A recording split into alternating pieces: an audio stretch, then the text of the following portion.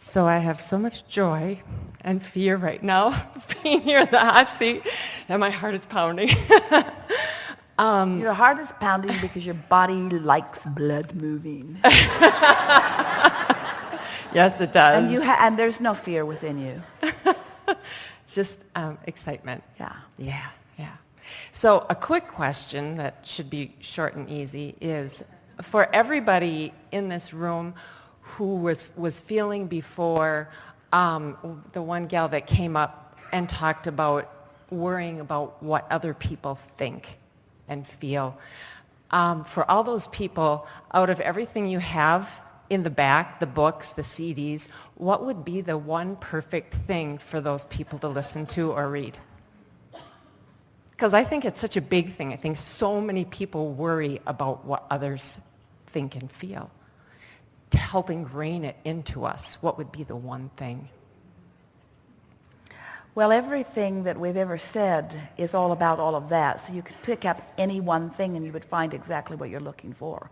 There's not anything that you could pick up that would not give you that, because everything that we've been saying from the beginning of flowing through Esther's mouth or fingers, everything that we've been saying has all been about helping you to release the resistance, which is what caring about what other people think is all about. If you're looking for something that might get you there faster, it would be the meditation CD. Just bought it. Perfect. Well, then it would be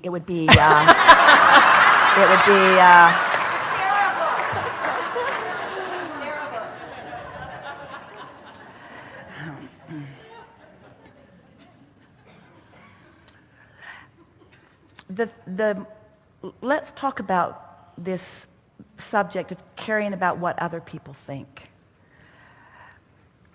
So you come into this experience and you are smaller than they are and you can't get your own food, and so there is a clear dependency that you have for survival, really. Mm-hmm. And well-meaning people around you have been surviving for a while.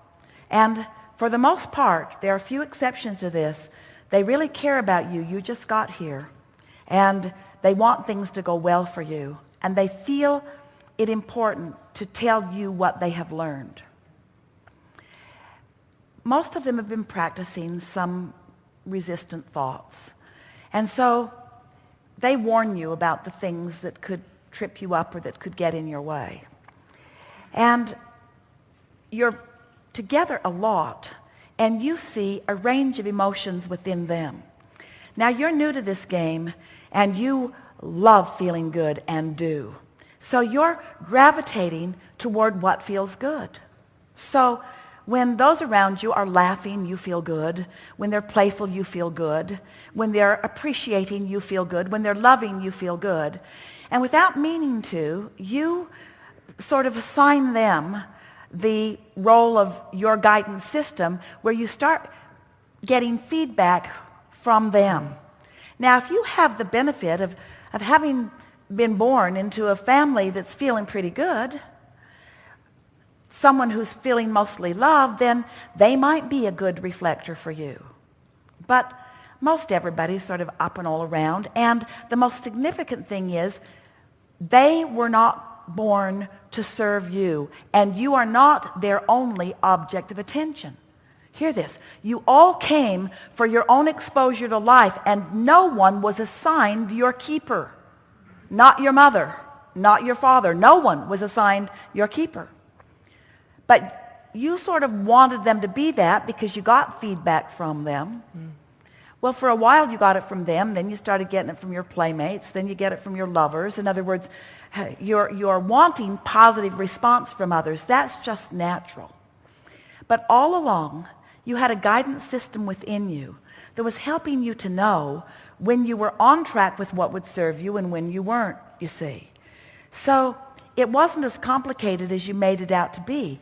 The missing piece for most people is you didn't realize that while many of you accept that you were something before you were this, that there was something before you were born into this body, most of you did not realize that that source energy, that is you, still remains non-physically focused while some of it is focused within you. You did not realize the relationship between the source that is you and the human consciousness focused one here and now. Once you get those two factors in place, then and only then can you really understand your guidance system, you see. And so now you've got that.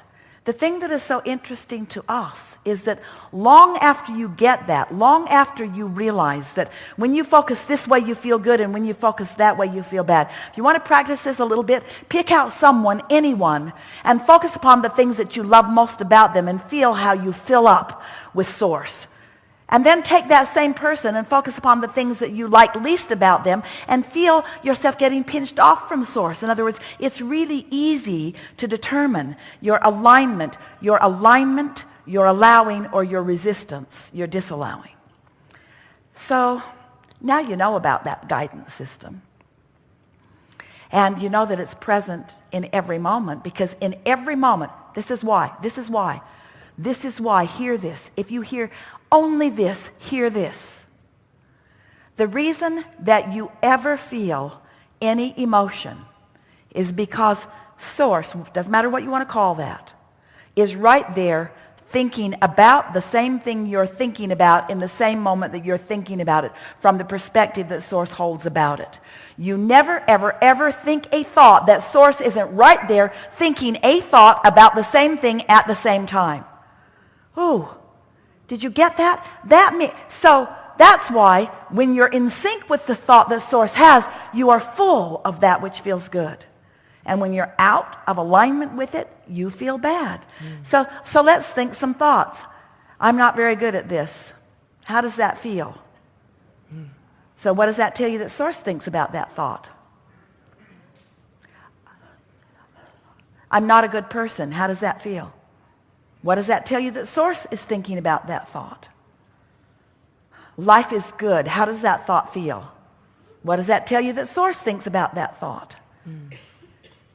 Aren't you sorry you put all that on your mother? Because sometimes your mother thought that life wasn't so good, and sometimes your mother was mad about this and that and the other. And when you look to her for your sense of guidance, she was out to lunch often, you see. And that's why you resent her, some of you, is because you wanted to feel good with everything that you are, and you relied on an unreliable source to feel good. But you can rely on source, you see. And when you do, then all of the conditions become irrelevant, and you can live unconditional love. And when you do, now you're practicing a consistent vibration. So now let's take this further. When you are in alignment with source, we can't even describe to you in any practical terms that you can get your mind around the power of that alignment, the effectiveness of being tuned in like that. Tuned in, tapped in, turned on. No resistance within you. Focusing on that, and there it is. And focus on that, and there it is. Guidance all day, every day. Source knowing who you are and what you want about every single detail and exactly where you stand in relationship to everywhere and everything and everyone you want, and knowing the exact path of least resistance to guide you. And if you're just chilling out, if you're feeling easy, if you've been meditating, if you've been appreciating, if you've been feeling love, if you are in a state of non-resistance, that path lights up, that path lights up, that path lights up, that path lights up. So you're not just happy at the end of the path, you're happy every step along the path. And it's important to know there is no ending to the path, because when you get to where you thought you were going, there's a whole other path just stretched out in front of you. You're not ever going to get it done, you see. You're not ever going to get it done. Or wrong. And in that state of alignment, you are replenished constantly replenished, you see. And then you look at your mother or at anyone who is, for whatever reason, feeling and therefore displaying disapproval to you, and you're not affected by it because you weren't counting on their approval for your sustenance anyway. So you stand there even in their disapproval and just love them back. Just understand them back. Just give them the benefit of the doubt back. Just appreciate where they're at. Just make no big deal about it. Just don't be the drum of it. Just love them back.